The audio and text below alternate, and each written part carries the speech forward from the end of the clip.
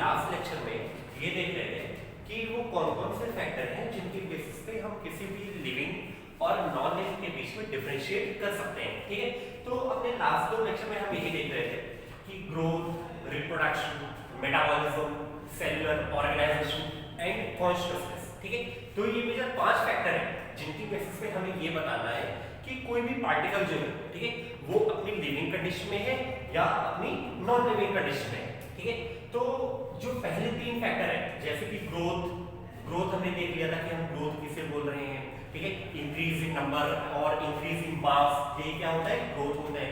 तो ग्रोथ जो है वो लिविंग और नॉन लिविंग दोनों में ही हो रहा है, तो इसकी वजह से हम क्या कर रहे थे कि ग्रोथ के बेसिस पे हम कभी भी लिविंग और नॉन लिविंग को डिफरेंशिएट नहीं करते। ठीक है, फिर इसके अलावा अगला फैक्टर था रिप्रोडक्शन। ठीक है, तो रिप्रोडक्शन वो प्रोसेस जिसके थ्रू कोई भी न्यू ऑर्गेनिज्म, ठीक है, कोई भी न्यू ऑर्गेनिज्म का प्रोडक्शन होता है from their parents is called as reproduction. ठीक है, तो रिप्रोडक्शन में ये देखा था कि कुछ लिविंग ऑर्गेनिज्म ऐसे हैं जो रिप्रोडक्शन में पार्टिसिपेट नहीं कर सकते। ठीक है, तो रिप्रोडक्शन के बेसिस पे वो सारे ही लिविंग ऑर्गेनिज्म जो रिप्रोडक्शन में पार्टिसिपेट नहीं कर सकते उनको हम किस कैटेगरी में रखेंगे, नॉन लिविंग में।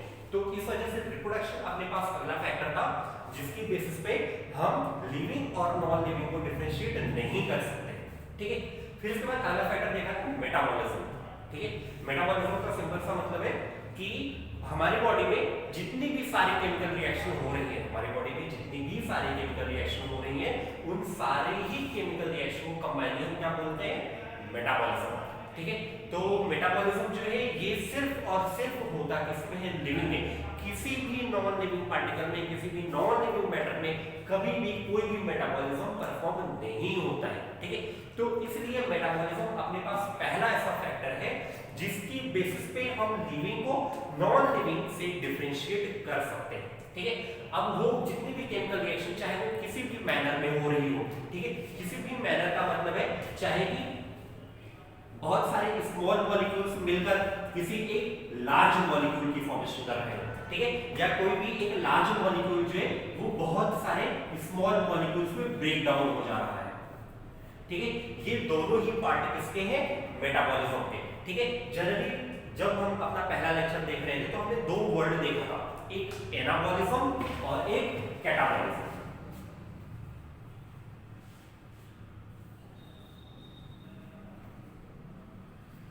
ठीक है, एनाबॉलिज्म का मतलब अगर स्मॉल मॉलिक्यूल्स मिलकर क्या कर रहे हैं, एक लार्ज मॉलिक्यूल की फॉर्मेशन कर रहे हैं तो उसे हम क्या बोलते हैं, एनाबॉलिज्म। इसी तरह अगर कोई लार्ज मॉलिक्यूल जो है वो स्मॉल फ्रेगमेंट्स में, स्मॉल मॉलिक्यूल्स में ब्रेक डाउन हो जाए तो उसे क्या बोलते हैं, कैटाबॉलिज्म। तो एनाबॉलिज्म और कैटाबॉलिज्म ये दोनों ही किसके टाइप है, मेटाबॉलिज्म के। ठीक है, अच्छा, जितने भी स्मॉल मॉलिक्यूल मिलकर एक लार्ज मॉलिक्यूल की फॉर्मेशन कर रहे हैं, कोई भी एक लार्ज मॉलिक्यूल स्मॉल मॉलिक्यूल से ब्रेक डाउन हो रहा है, ये सारे ही दोनों ही स्टेप, ये दोनों ही प्रोसेस बहुत सारे केमिकल रिएक्शंस की हेल्प में होते हैं। ठीक है, बहुत सारे केमिकल रिएक्शन है जो इन एनाबॉलिज्म और कैटाबॉलिज्म की स्टेप को, इन दोनों ही प्रोसेस को परफॉर्म करने का काम करेंगे। ठीक है, तो केमिकल रिएक्शन की वजह से एनाबॉलिज्म और कैटाबॉलिज्म ये दोनों ही मेटाबॉलिज्म में इंक्लूड किए जाते हैं। ठीक है, और ये दोनों ही प्रोसेस चाहे सारे ही लिविंग बीइंग्स में होते हैं। ठीक है, आगे की बात समझें तो मेटाबॉलिज्म जो है कि अपने पास पहला फैक्टर था जिसकी बेसिस पे हम क्या कर रहे थे, लिविंग को नॉन लिविंग से क्लियरली डिफरेंशिएट कर सकते हैं। ठीक है, इसीलिए मेटाबॉलिज्म जो है ये it is a defining feature to differentiate between living and non living. ठीक है, तो अब अपने इस लेक्चर में आज हम स्टार्ट करते हैं सेलुलर ऑर्गेनाइजेशन।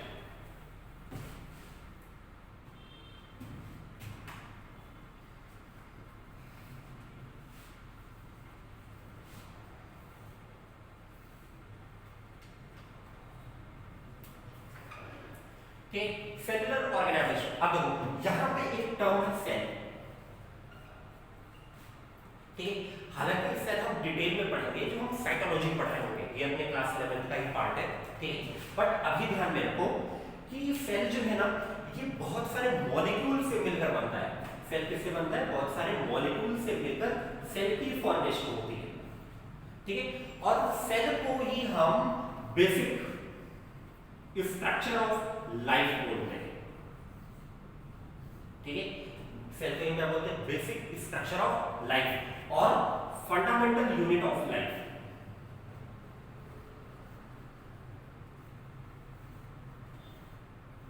ठीक है, क्या बोलते हैं? Fundamental unit of life. Basic structure क्यों बनते हैं? क्योंकि इसके बाद जो हम स्ट्रक्चरल ऑर्गेनाइजेशन पढ़ रहे होंगे किसी भी ऑर्गेनिज्म का, तो देखेंगे कि सेल जो है ना, ये किसी भी ऑर्गेनिज्म के लिए एक स्मॉलेस्ट यूनिट है। ठीक है, मतलब कि हमारी बॉडी में ऑर्गेनिज्म को डिफाइन किस तरह से करते हैं? A system of organ system. ठीक है, a complex organization of organ system is called as organism. तो जितने भी ऑर्गन सिस्टम बन रहे हैं, उन सारे ही ऑर्गन सिस्टम की, उन सारे ही इसकी हर एक टिश्यू की फॉर्मेशन के लिए रिस्पांसिबल कौन है? सेल। तो अगर सेल नहीं होगा, ठीक है, अगर सेल नहीं होगा तो किसी भी ऑर्गन सिस्टम, किसी भी टिश्यू, किसी भी ऑर्गेनिज्म की फॉर्मेशन कभी हो ही नहीं सकती है। ठीक है, इसलिए सेल को हम क्या बोलते हैं? Basic structure of life. अगला टर्म है fundamental unit of life. Fundamental unit of life का मतलब है कि कोई भी, मान लो आपके पास एक सेल है, ठीक है, आपके पास एक सिंगल सेल था, ठीक है, इस सेल में क्या हुआ? डिवीजन हुआ और बहुत सारे सेल बन गए। ठीक है, क्या हुआ? इसमें डिवीजन हुआ और बहुत सारे सेल बन गए। अब ये जो ग्रुप ऑफ सेल बन रहे हैं ना, इन ग्रुप ऑफ सेल को हम क्या बोलते हैं? टिश्यू। ठीक है, अब यही टिश्यू जो है ये आगे चलकर, आगे मॉडिफाइड होकर क्या फॉर्म करेगा? Organ system. ठीक है, अब जितने भी ऑर्गन सिस्टम प्रेजेंट होते हैं, ये सारे ही ऑर्गन सिस्टम का अपना एक डिफाइनिंग फीचर होता है।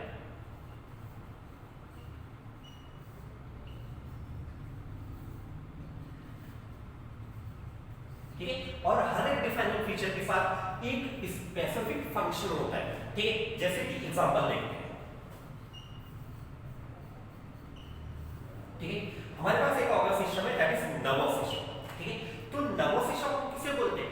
वो पूरा ही सिस्टम जो किससे बना है? न्यूरॉन से। ठीक है, उसे हम क्या बोलते हैं? Nervous system. अब नर्वस सिस्टम में इंक्लूड कौन होता है? हमारा ब्रेन, हमारा स्पाइनल कॉर्ड। ठीक है, अब हमारी बॉडी में जितनी भी एक्टिविटी रेगुलेट होती है, हमारी बॉडी में जितनी भी एक्टिविटी रेगुलेट हो रही है, उन सारी ही एक्टिविटी को रेगुलेट करने का काम कौन करता है? ये नर्वस सिस्टम। ठीक है, तो अगर बाय चांस सोचो, अगर ये न्यूरॉन नहीं होता तो क्या नर्वस सिस्टम हमें मिलता? अगर हमारे पास नर्वस सिस्टम नहीं होता तो क्या हमारी बॉडी रेगुलेट होती? क्या हमारी बॉडी एक प्रॉपर वे में कोई फंक्शन परफॉर्म कर रही होती? नहीं ना। इसी तरीके से अगर सेल नहीं होता तो ऑर्गन सिस्टम प्रेजेंट नहीं होता, और अगर ऑर्गन सिस्टम प्रेजेंट नहीं होता तो हम किसी भी ऑर्गेनिज्म को, हम किसी भी पर्टिकुलर स्ट्रक्चर को कभी भी वेल फॉर्म्ड ऑर्गेनिज्म बोल ही नहीं सकते थे। ठीक है, तो हमेशा ये ध्यान में रखो कि सेल को ही हम फंडामेंटल यूनिट ऑफ लाइफ बोलते हैं। फंडामेंटल यूनिट ऑफ लाइफ क्यों बोलते हैं? क्योंकि सेल ही हमारे पास एक बेसिक स्ट्रक्चर है जो क्या करेगा? हर एक टिश्यू को, हर एक ऑर्गन को, हर एक ऑर्गन सिस्टम को मॉडिफाई करेगा to perform a specific function. ठीक है, तो अच्छा, इसके अलावा ये बात ध्यान में रखो कि कोई भी वो पर्टिकुलर स्ट्रक्चर, ठीक है, कोई भी वो पर्टिकुलर स्ट्रक्चर जो क्या है? सेल से कम है। सेल से कम है का मतलब, अगर आप एक सिंगल मॉलिक्यूल लो, क्या लो? एक सिंगल मॉलिक्यूल लो। मॉलिक्यूल का मतलब आप सिंपल कोई भी एक पर्टिकुलर एलिमेंट ले सकते हो, जैसे कि सोडियम ले लो, या पोटेशियम ले लो, या मैग्नीशियम ले लो। ठीक है, तो क्या ये सिर्फ मैग्नीशियम या सिर्फ पोटेशियम या सिर्फ सोडियम क्या हमारी बॉडी में ऑर्गन सिस्टम को फॉर्म कर सकता है? नहीं कर सकता। ठीक है, तो इसीलिए वो सारे ही स्ट्रक्चर जो कैसे हैं? लेस देन सेल, मतलब कि अ सिंगल मॉलिक्यूल। तो a single molecule can never act as a cell. ठीक है, इसलिए ये हमेशा ध्यान में रखो, anything less than a cell can not be defined as a living feature. ठीक है, हम एक सिंगल मॉलिक्यूल को कभी भी as a defining feature consider नहीं कर सकते। हाँ, अगर आप इन सारे ही एलिमेंट्स को मिला लो, ठीक है, अब इन सारे ही एलिमेंट, इन सारे ही मॉलिक्यूल्स की फॉर्मेशन से जो एक नया स्ट्रक्चर बन रहा है, जिसे हम क्या बोलते हैं? सेल बोलते हैं। मतलब कि अब इस सेल में क्या होगा?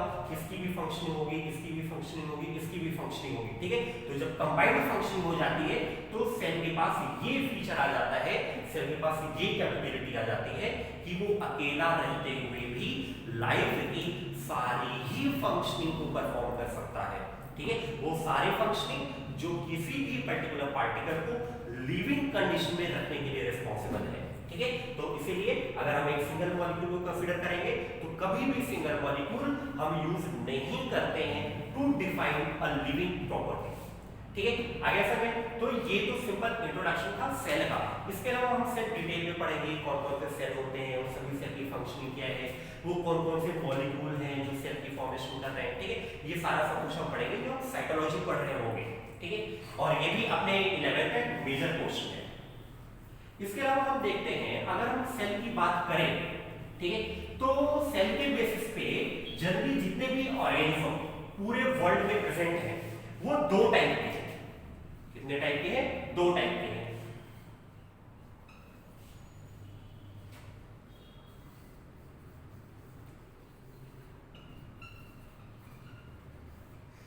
ठीक है, एक यूनिसेलुलर और एक मल्टीसेलुलर। ठीक है, देखो यूनि का मतलब सिंगल, मतलब कि एक अकेला। ठीक है, मल्टी का मतलब एक से ज्यादा। ठीक है, तो वो सारे ही ऑर्गेनिज्म जो बने हुए हैं ओनली ऑफ सिंगल सेल, सिर्फ एक ही सेल के बने हुए, उन्हें हम क्या बोलते हैं? Unicellular organism. ठीक है, मल्टीसेलुलर का मतलब है वो सारे ही ऑर्गेनिज्म जो बने हुए किसके? More than one type of cell are called as multicellular.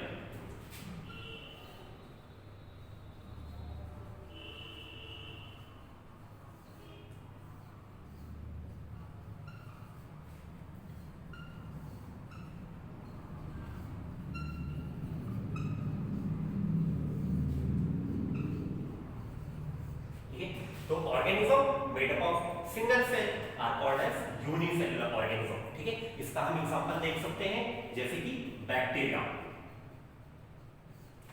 ठीक है, और organism made up of more than one type of cell are called as multicellular. इसका एग्जांपल आप अपने आप को इंक्लूड कर सकते हैं, ह्यूमन।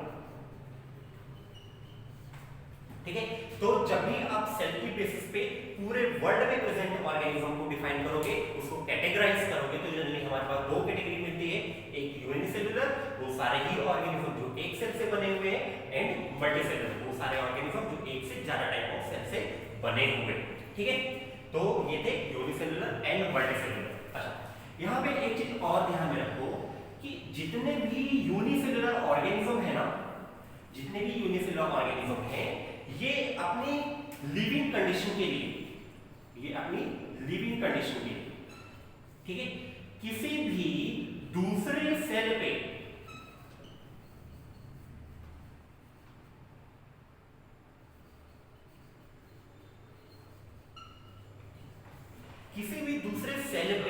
या किसी भी दूसरे ऑर्गेनिज्म पे कभी भी डिपेंडेंट नहीं होते हैं। क्या नहीं होते हैं? कभी भी। वो सारे ही यूनिसेलुलर ऑर्गेनिज्म, ठीक है, वो सारे ही ऑर्गेनिज्म जो बने होते सिर्फ एक सेल के, वो अपनी फंक्शनिंग के लिए, वो अपनी बॉडी के फंक्शनिंग के लिए, वो अपनी लिविंग कंडीशन, अपने आप को लिविंग कंडीशन में रखने के लिए किसी भी दूसरे सेल पे कभी भी डिपेंडेंट नहीं होते। मतलब कि एक बैक्टीरिया दूसरे बैक्टीरिया पे डिपेंडेंट नहीं होगा to prepare itself to live in a living condition. ठीक है, तो जितने भी यूनिसेलुलर ऑर्गेनिज्म है ना, ये सारे इंडिपेंडेंट होते हैं। कैसे होते हैं? इंडिपेंडेंट।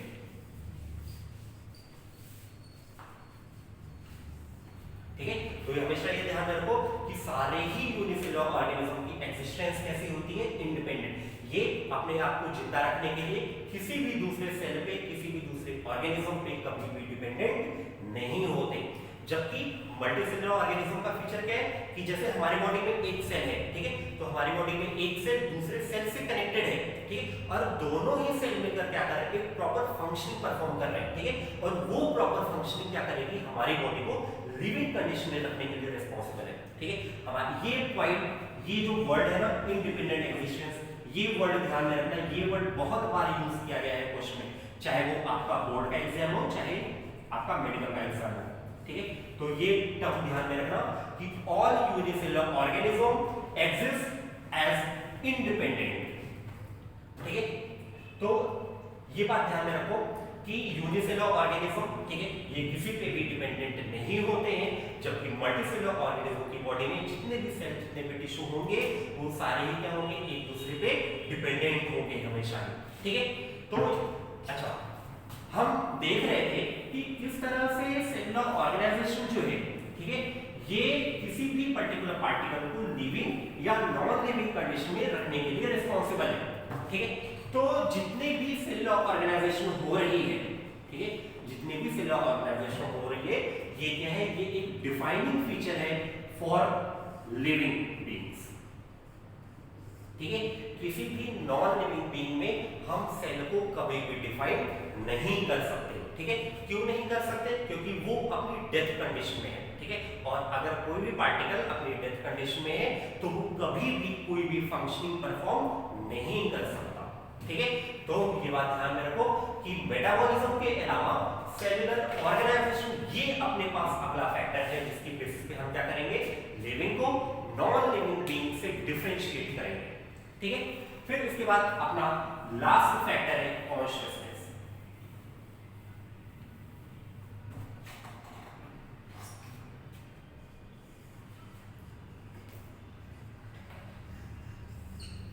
ठीक है।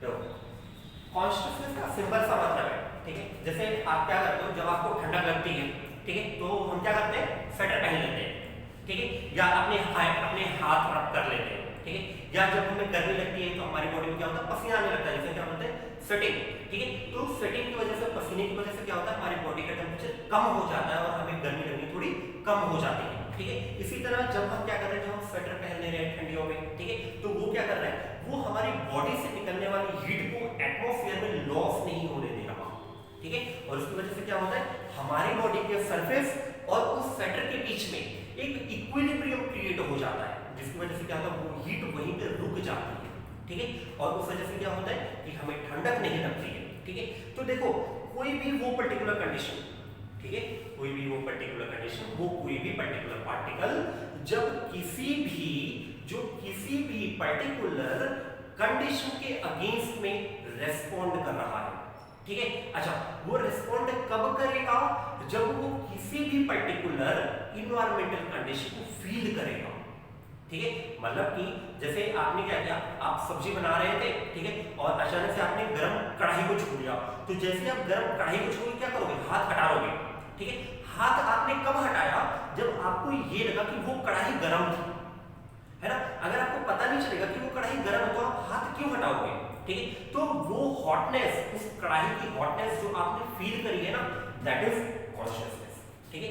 तो हमेशा ये बात ध्यान में रखो कि वो कोई भी पर्टिकुलर फीलिंग, ठीक है, वो कोई भी पर्टिकुलर फीलिंग जो हम फील करते हैं, ठीक है, चाहे वो किसी भी पर्टिकुलर पार्टिकल के लिए हो, चाहे किसी इन्वायरमेंट के लिए हो, हमें गर्मी में गर्मी लग रही है या ठंडक में ठंडक लग रही है, ठीक है, या हम गर्म कढ़ाई को छूकर हाथ हटा ले रहे हैं, ठीक है। तो ये जितनी भी सारी फीलिंग, इसे हम क्या बोलते हैं, कॉन्शियसनेस, ठीक है।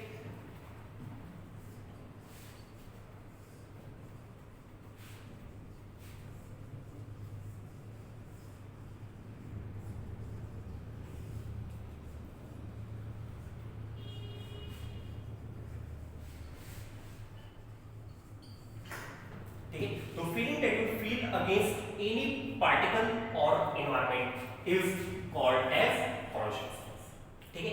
तो ये जो कॉन्शियसनेस वाली टेंडेंसी है, ठीक है, ये सिर्फ और सिर्फ प्रेजेंट कहां है, किसमें है, लिविंग बीइंग्स में। कभी देखा है कि पहाड़ पे बर्फ जमी और पहाड़ भाग गया, ऐसा नहीं हुआ ना कभी, ठीक है। तो जितने भी कॉन्शियसनेस है, ये सारे ही कॉन्शियसनेस प्रेजेंट किसमें है, सारे ही लिविंग बीइंग्स में, चाहे वो प्लांट हो, चाहे एनिमल हो, चाहे ह्यूमंस हो, ठीक है। अच्छा, यहां पे एक टर्म और आता है इसी में,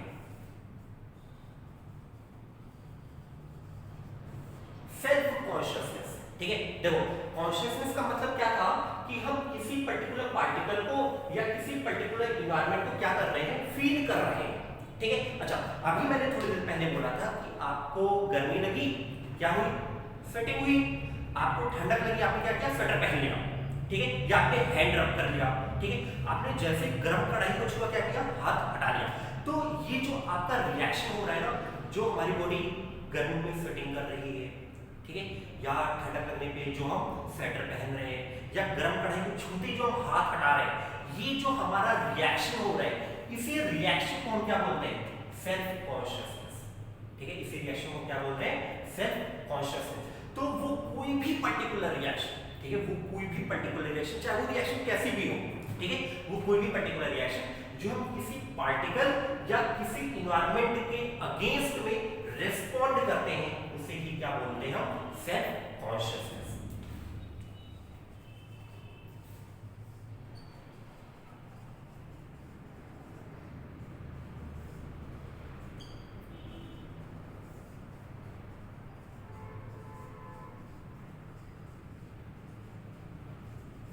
ठीक है, तो ये बात ध्यान में रखो कि ability to respond against any particle और environment is called as self consciousness. ठीक है, तो सेल्फ कॉन्शियसनेस जो है ये प्लांट्स में भी प्रेजेंट है, ये एनिमल में भी प्रेजेंट है और ये ह्यूमन में तो प्रेजेंट है ही। ठीक है, अब देखो ह्यूमन के रिस्पेक्ट में ये बात ध्यान में रखो, एक बात ध्यान में रखो। ठीक है, जैसे क्या होता है ना कि अगर हम प्लांट्स को ले, ठीक है, तो प्लांट को जब ज्यादा गर्मी लग रही है तो ऐसा तो नहीं है कि वो छांव में चला जाएगा, है ना? वो क्या कर लेगा? वो अपनी बॉडी की कुछ फंक्शनिंग को बंद कर लेगा। ठीक है, जैसे कि प्लांट्स में फोटोसिंथेसिस होती है। ठीक है, प्लांट्स में क्या हो रहा है? फोटोसिंथेसिस हो रही है। फोटोसिंथेसिस का सिंपल सा मतलब है कि प्लांट क्या कर रहा है ना, अपने लिए फूड बना रहा है। ठीक है, तो फूड बनाने की प्रोसेस को हम क्या बोलते हैं? फोटोसिंथेसिस। मान लो ज्यादा गर्मी होगी, बहुत ज्यादा गर्मी हो गई या बाहर लू चल रही है, ठीक है, तो प्लांट क्या करेगा ना, इस फोटोसिंथेसिस वाली प्रोसेस को स्टॉप कर देगा। ठीक है, उसे नहीं पता था कि हाँ इस पर्टिकुलर टाइम पे लू ज्यादा चलेगी या धूप बहुत तेज होगी, और इस पर्टिकुलर जैसे कि क्या है कि हम सभी जानते हैं कि गर्मियों के दिनों में लगभग 12-1 बजे के आसपास धूप बहुत तेज होती है ना? और अगर जब समर वेकेशन, जब समर अपने पीक पर होता है तो लू भी चलती है। ठीक है, बट प्लांट्स को ये नहीं पता कि हाँ इस पर्टिकुलर टाइम पे धूप बहुत तेज होगी या इसी पर्टिकुलर टाइम पे क्या होगा कि लू बहुत तेज, हवा बहुत तेज चल रही होगी।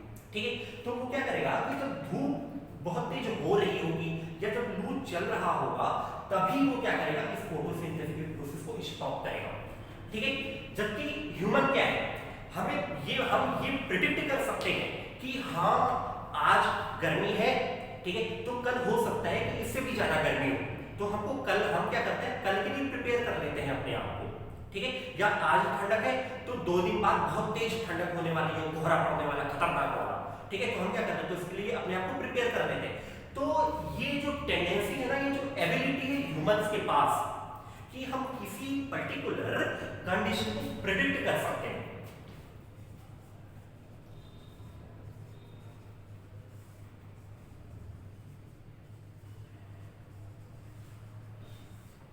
ठीक है, हमारे पास टेंडेंसी क्या है कि हम किसी भी पर्टिकुलर कंडीशन क्या कर सकते हैं? प्रिडिक्ट कर सकते हैं। ठीक है, ये पहली फीचर हो गया। दूसरा फीचर, कभी देखा है कि हाँ एक पेड़ दूसरे पेड़ से बात कर रहा हो कि यार आज तो बहुत गर्मी है, चल कहीं चलते हैं, है ना? ऐसा नहीं होता, है ना? जबकि ह्यूमंस का क्या है कि हम एक दूसरे से वार्तालाप कर लेते हैं, हम एक दूसरे से बात कर लेते हैं, यार आज तो बहुत गर्मी हो रही है ना? फैन चला देते हैं, कुछ कर लेते हैं, है ना? कहीं छांव में चलते हैं। ठीक है, तो हमारे पास ह्यूमंस में क्या है? अ गुड कम्युनिकेशन स्किल। क्या है? अ गुड कम्युनिकेशन स्किल। ठीक है, तो ह्यूमंस के पास ये दो स्पेशल फीचर है। क्या? To predict any particular condition and a good communication skill. और इन्हीं दोनों फीचर की वजह से पूरे ही वर्ल्ड में सबसे ज्यादा सेल्फ कॉन्शियस कौन है? ह्यूमंस।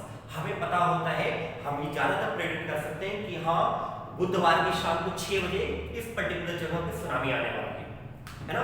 या इस पर्टिकुलर जगह पे क्या होने वाला है? भूकंप आने वाला है।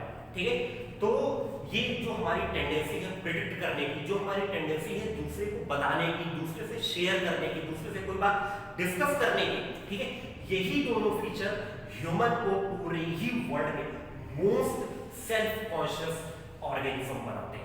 ठीक है, और ये क्यों बनाते हैं? क्योंकि ह्यूमन में well developed nervous system present है। ठीक है, क्या प्रेजेंट है? Well developed nervous system. ठीक है, और इन्हीं दोनों फीचर की वजह से well developed nervous system present होने की वजह से ह्यूमन में मोस्ट सेल्फ कॉन्शियस ऑर्गेनिज्म। ठीक है, बात ध्यान में रखो कि कॉन्शियसनेस जो है ये अपने पास most defining feature, most predictable defining feature, most accurate defining feature है, जिसकी बेसिस पे हम लिविंग को नॉन लिविंग से डिफरेंशिएट कर सकते हैं। ठीक है, अच्छा यहां पे एक छोटी सी बात और है।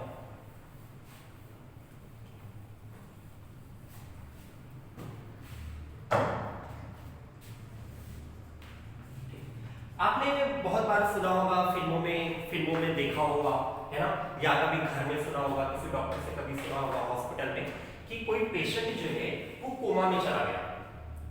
ठीक है, कोई पेशेंट जो है वो कोमा में चला गया। ठीक है, अब देखो क्या है, जो कोमा वाली कंडीशन है ना, इस कोमा की कंडीशन में जैसे क्या है, कोई बंदा था, उसका एक्सीडेंट हुआ, खतरनाक वाला। ठीक है, हॉस्पिटल गया उसको वो, और डॉक्टर ने बोला कि ये जो पर्टिकुलर पेशेंट है ये कोमा में है। ठीक है, तो कोमा कोई पर्टिकुलर कंडीशन, कोमा को हम डिफाइन किस तरह से करते हैं, जैसे क्या है कि कोई पर्सन जो है जब वो कोमा की कंडीशन में होगा, ठीक है, तो वो आपकी बातें सुन सकता है, ठीक है, आपको देख सकता है, ठीक है, बट आपके अगेंस्ट में वो रिस्पॉन्ड नहीं कर पाता। ठीक है, आपके अगेंस्ट में वो रिस्पॉन्ड नहीं कर पाता, मतलब कि आप अगर कोई दुख वाली बात बोलोगे तो शायद वो रोने लगेगा, है ना, या आप कोई ऐसी खुशी वाली बात, कोई खुशखबरी सुनाओगे उसे तो बट वो प्रॉपर हंस नहीं पाएगा। ठीक है, या वो अपने हाथ से ऐसे एक्सप्रेशन नहीं दे पाएगा। ठीक है, वो किस तरह फील कर रहा है कि वो आपको एक्सप्रेस नहीं कर पाएगा। ठीक है, तो कोमा में क्या होता है कि कोमा वाले पेशेंट में कॉन्शियसनेस तो है, कोमा वाले पेशेंट में कॉन्शियसनेस तो है, बट क्या एब्सेंट है, सेल्फ कॉन्शियसनेस। ठीक है, बट क्या एब्सेंट है, सेल्फ कॉन्शियसनेस एब्सेंट हो जाता है कोमा वाले पेशेंट में।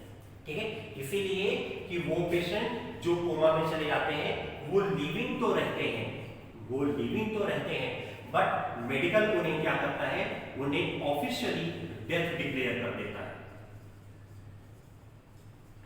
ठीक है, तो वो सारे ही पेशेंट जो कोमा में होते हैं वो लिविंग कंडीशन में तो होते हैं, बट वो कैसे होते हैं, ऑफिशियली डेथ होते हैं। तो ये बात ध्यान में रखना, ये थोड़ा सा एक्सेप्शन है कॉन्शियसनेस में। ठीक है, बट ये भी ध्यान में रखो कि ये हमेशा नहीं है, ये सिर्फ एक पर्टिकुलर कंडीशन है जब हम ये ऐसी बातें बोल रहे हैं कि कोमा वाला पेशेंट लिविंग तो है, उसमें कॉन्शियसनेस भी है, बट क्या एब्सेंट है, सेल्फ कॉन्शियसनेस है। ठीक है, और इसी वजह से जो कोमा वाला पेशेंट होगा वो कैसा होता है, ऑफिशियली डेथ होता है। ठीक है, तो हम आज के लेक्चर में ये पूरा जब पांचों ही फैक्टर कंप्लीट कर चुके हैं और ये देख चुके हैं कि किस फैक्टर के बेसिस पे हम लिविंग को नॉन लिविंग से डिफरेंशिएट कर सकते हैं और किस फैक्टर के बेसिस पे हम डिफरेंशिएट नहीं कर सकते। ठीक है, तो हमारे लिए सबसे ज्यादा इंपॉर्टेंट मेटाबॉलिज्म है एंड कॉन्शियसनेस है। ठीक है, तो ये दोनों ही टर्म याद रखना, ठीक है, विद एक्यूरेसी। ठीक है, और सबसे ज्यादा क्वेश्चन यहीं से पूछे गए हैं, लिविंग एंड नॉन लिविंग। ठीक है, तो आज के लिए